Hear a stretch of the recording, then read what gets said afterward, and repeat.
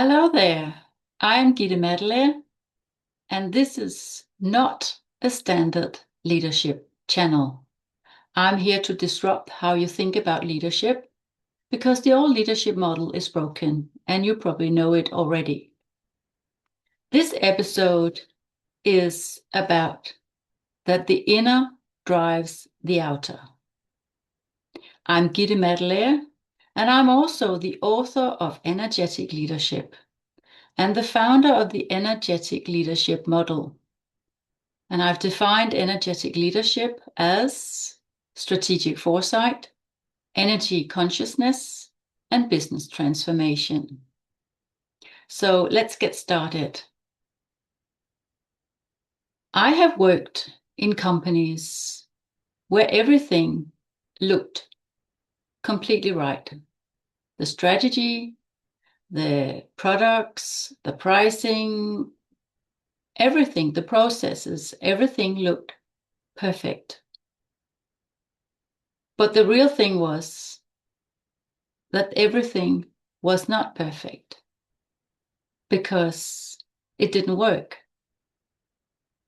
Either it was the results that didn't ended up on the bottom line, or it was sometimes the culture that sort of stuck in the performance of being able to deliver great results, both on the bottom line, but also with people thriving or in a much broader sense. So I have been working in these companies, and to be honest, we have so much more potential.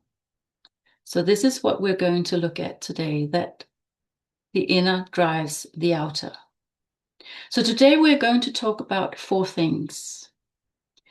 What is the energetic concept, the energetic leadership concept?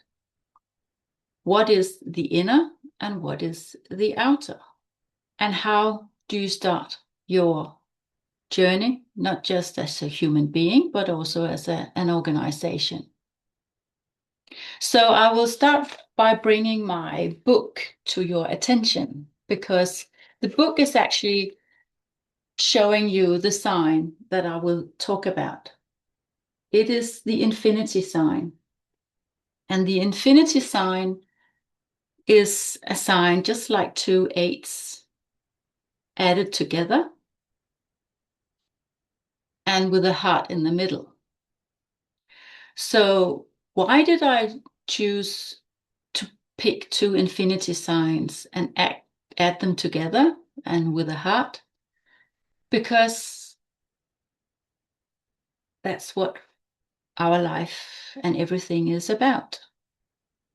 It is an ongoing learning journey we are all on, both as humans, as organizations, and as societies.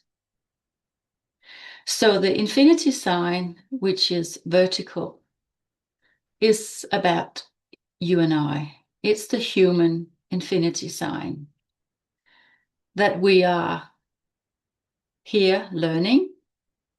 We have lots of things to learn, but that we are also, that's the reason why it's the vertical one, we are also grounded in Mother Earth and in Father Sky.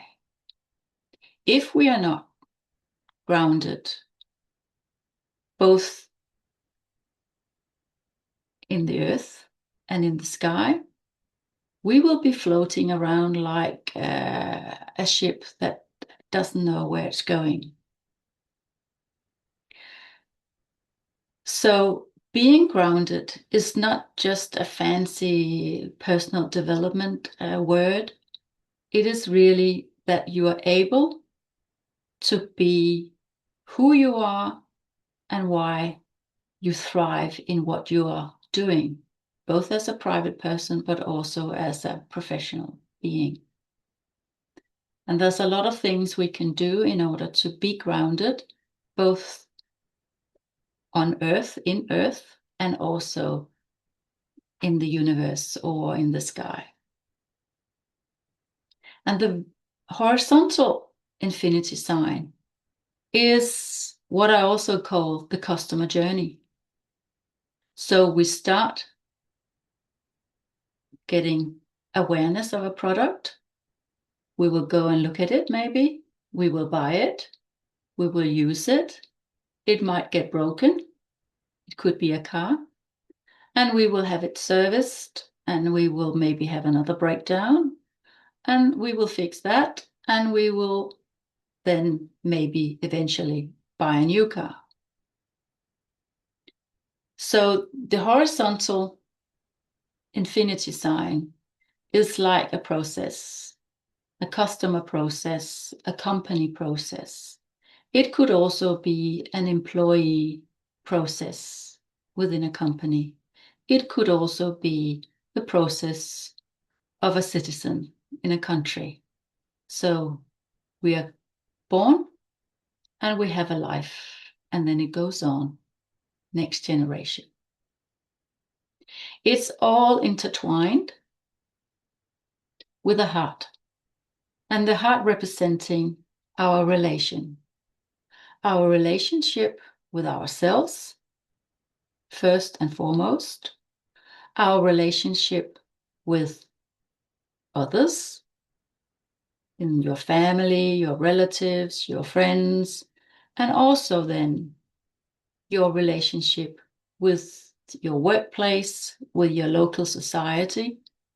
So the relationship is really important to hold it all together. And who is responsible for the relationship? Only you. You are responsible for your relationship with yourself, and that you are able to thrive with others in all kinds of conditions. We cannot blame others for our,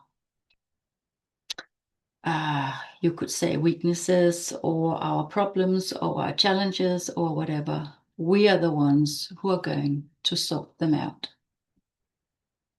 So the energetic leadership model is based on the vertical and the horizontal infinity sign added together with the heart.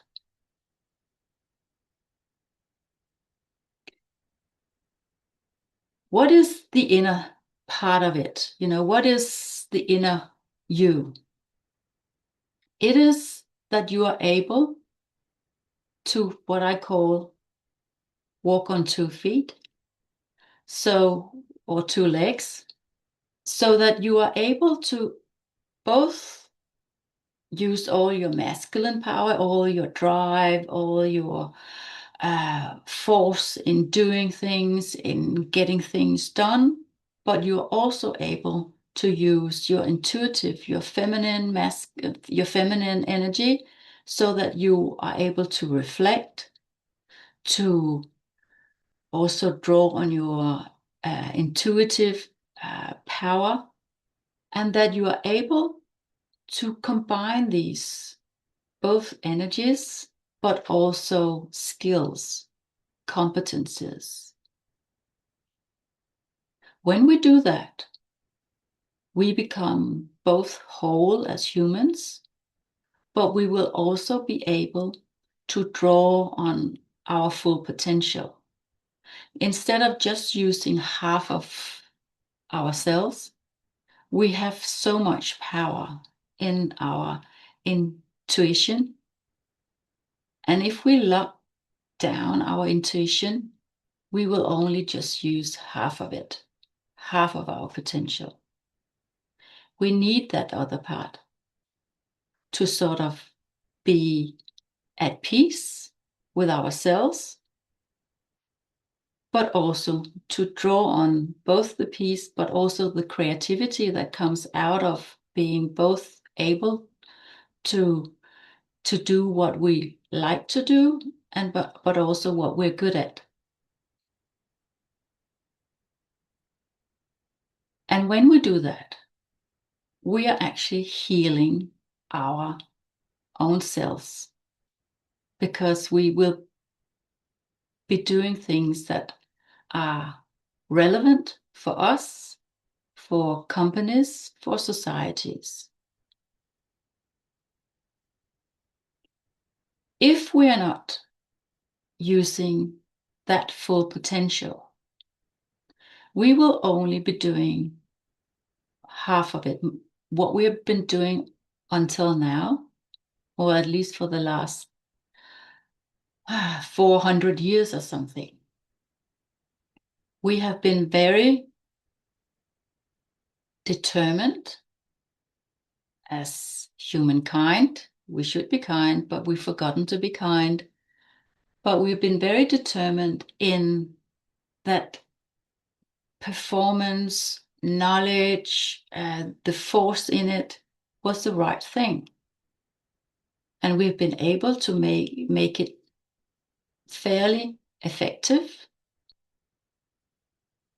but not as effective as it could have been, because people are getting sick, physically sick, mentally sick, and also spiritual sick, because we are not aligned. We have not aligned our energies. So our whole energy system as a human is malfunctioning. That can be a little bit difficult to understand because energy is really invisible, but we all sense it. If we dare to dive into our own sort of senses, if we dare to be quiet, and maybe that's one of the reasons why we, in a noisy world, where it's really difficult to be quiet and get some inner reflection going on. So the inner work is really important. And what is then the outer? Well, we see that the strategy for your company, the strategy for a country, the strategy for maybe your own company, the strategy for the whole world. And if we look at the world, and I'm recording this on the 21st of April 2026. And on this very day, I must say that the world is challenged. We have climate crisis, we have wars going on, we have political crisis, we have maybe very soon energy crisis to do with our oil, gas, and sun power and whatever. But where does it all start? It always starts with ourselves. So what is happening in the outside world is representing how we are doing as human beings. So if we do not start fixing or developing our inner selves, we will keep falling down this pit hole. And for a lot of people, it can seem really provocative to say, okay, well, what we're seeing happening in the world, it looks really bad, but it can be fixed. We can solve these challenges, but we have to go within first. If we do not, we will just keep coming back into the pit hole, and more people will fall into this huge pit hole. And we need people who are able to align and use both their masculine and the feminine energy, and align the energy and make sure that they also take care of that energy so they can rise their vibration and their frequency in order to help both people out of the pit hole, but also to make the pit hole smaller. The more people we can get out of the pit hole and stand on the edges, eventually there will be very, very few left, and hopefully no one. So energy work, energetic leadership, always start with yourself. Personal development, yes, it's scary. We don't like it very often. But it's the way to go and fix your strategy, your business plan, your must-win battles. And it's maybe not just your own individual development work. It could be development work for a whole organization, for a whole team. So this was a little bit about how does the energetic leadership model looks like with affinity signs and the heart in the middle. What is the inner work? What is the outer work? And it all starts with the inner. So how do you start your journey? How do you start your work with yourself and maybe your organization? The first thing you can do is that in energetic leadership, I talk very much about foresight. So that is about looking out the window, understanding the horizon. What do the trends look like? Both for your business, your industry, but also in general, mega trends. So in my book, Energetic Leadership, I use 9 trends. So one thing you can do is that you can read about these 9 trends and prioritize 3 of them. 3 of them. 3 trends which are important to you as a human being. And maybe you can do the same exercise with your team and your organization and pick 3 that are the most relevant ones for you as an organization. And from there, you prioritize both your actions, but in that case, it can also be a revision of your strategy. So by doing that, you have looked out the window and you have both prioritized, but you have gained some information and you have used your curiosity and you have also used your ability to prioritize and make some decisions and work from there. The next thing you can do is to do with your personal development and your consciousness of your energy. And the best thing you can do here is to be calm. And being calm is to be still. Still in the way that you do not talk.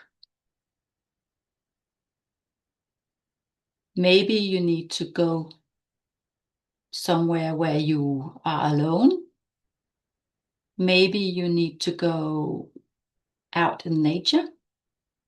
Maybe you need also to close your eyes in order to sort of be more at ease with being still.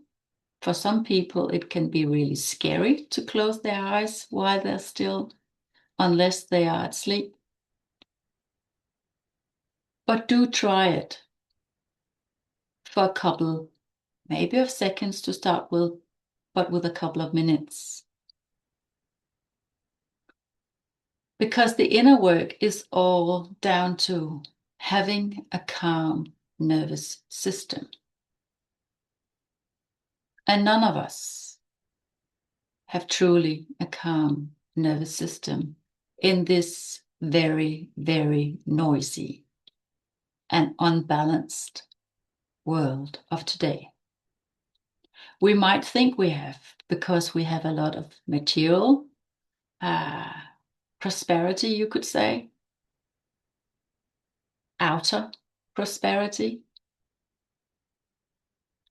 but it does not resonate our inner prosperity or abundance. So do try, be calm. We can do it just right now. I'll close my eyes for just 15 seconds.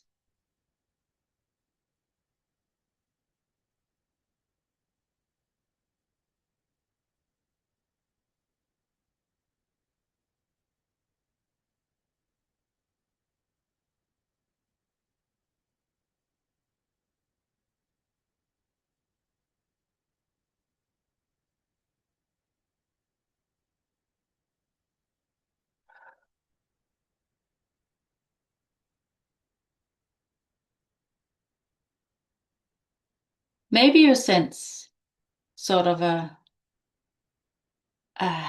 wave of energy. Maybe you can sense your body aching somewhere.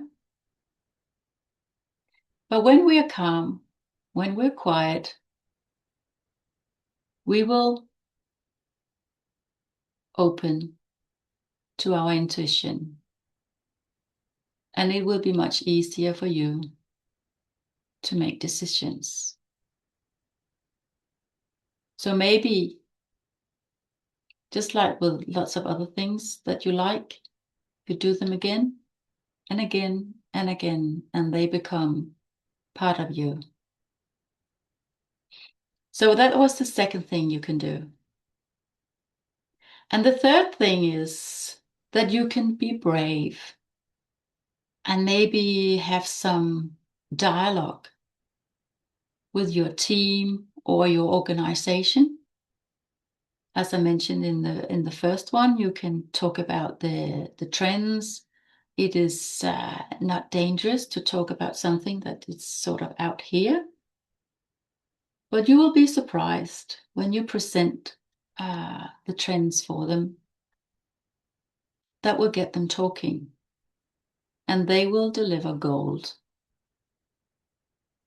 of insight, both to how they're doing, but also how the company, your organization, your team is doing.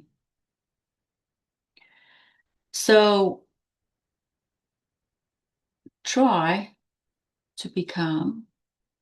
I know we will all fall in our pit holes, but then be good to yourself. Okay, I will be calm again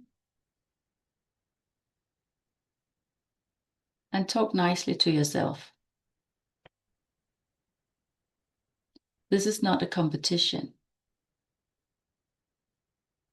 It is a way of making you sense how you are actually doing. And this kind of work will change what you are doing and how you are doing it in the outer world. So in order to be a little bit more concrete, I just listened to a TED Talk, and it was Randall Lane from Forbes. And Forbes are doing a lot of list on billionaires and ranking and what have we.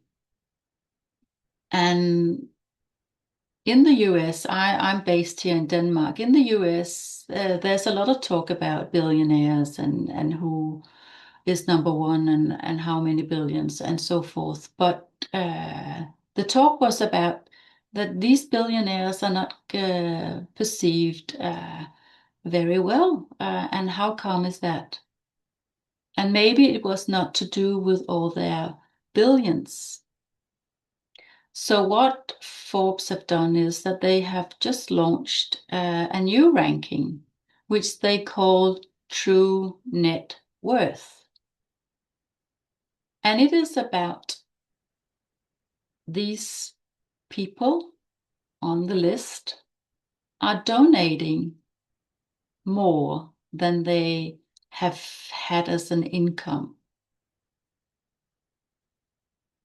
So what is really is that it doesn't matter whether you are a billionaire or you're just a normal human being like I am. We can all give more than we receive. It can be your time. It can be, of course, money. It can be all kind of other ways of giving. And then we are hopefully also earning some money. But the whole audit or accountant around giving and receiving should be maybe in order to have a better sort of energetic leadership that we give more than we receive. And if you are only receiving and you are not giving, then there's something which is out of balance. So with inner work, which is improved and is giving more than we receive, we will get better outer results, both in our own lives, in our professional lives, and in societies.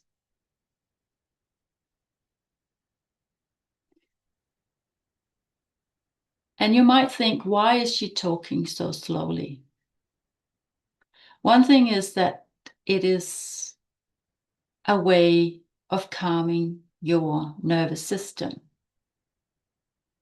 in order to make you being able to receive. We are so used to that people talk so quickly. But this is also my way of calming your nervous system. Maybe you are not able to be with it. Maybe you feel it frustrating. Maybe you don't even resonate with it.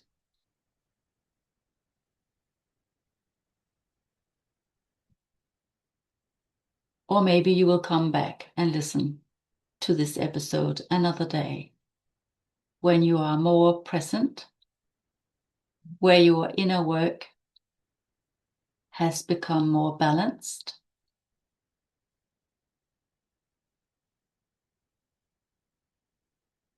Inner work will create the results in our outer world. We will keep falling into the pit holes.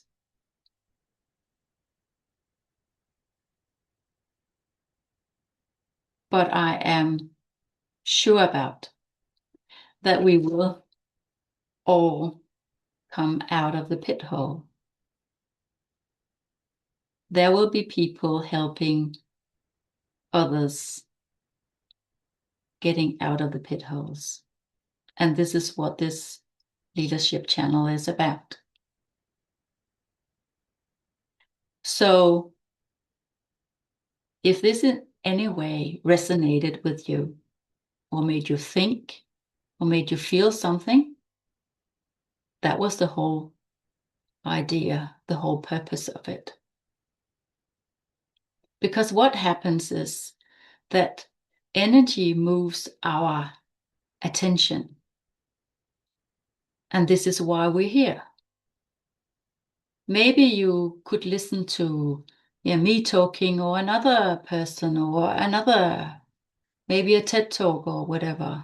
Sometimes we will hear it, but we don't really hear it. And at other times when we are more receptive to it, we will suddenly, whoa, this really hit me. Now I understand it. So I do hope that you will have your inner work as your prioritization. Then you will create great outer results. So please hit subscribe if you want to hear the next episode.